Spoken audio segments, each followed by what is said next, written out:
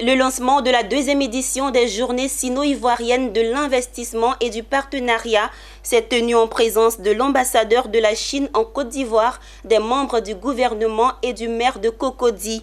Ces journées initiées par le Congrès des jeunesses d'Afrique et de la Chine visent à apporter de nouvelles perspectives pour une coopération plus accentuée entre les deux pays. Cette deuxième édition a pour thème défis et opportunités de la coopération sino-ivoirienne face à la Covid-19.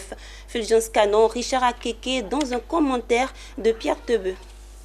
La deuxième édition des Journées sino-ivoiriennes de l'investissement et du partenariat sera meublée de panels sur le trafic commercial par voie maritime, des conférences sur le e-commerce, la transaction financière et enfin l'apport de la coopération interbancaire entre la Chine et la Côte d'Ivoire. Seri Awa Christian, président du Congrès international des jeunesses d'Afrique avec la Chine, CONIJAC, a relevé les actions posées par les deux nations dans le cadre de cette coopération. Je l'ai annoncé tout à l'heure, le 8 septembre dernier, nous avons permis la signature d'une convention entre la CACI et la CIETAC. Cette convention vise à fluidifier les relations économiques et commerciales entre la Chine et la Côte d'Ivoire. Parce que les acteurs de la coopération ne sont pas seulement les gouvernements, il y a aussi des particuliers, il y a des organisations privées. Donc cette convention vise à les encadrer dans leurs rapports.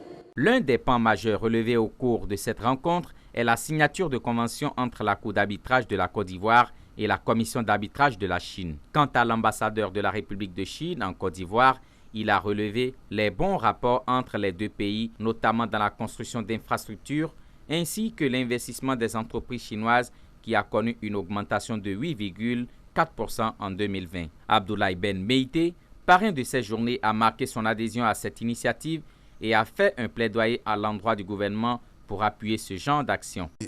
Le président de la République se bat pour construire une autre forme de jeunesse, des jeunes davantage responsables.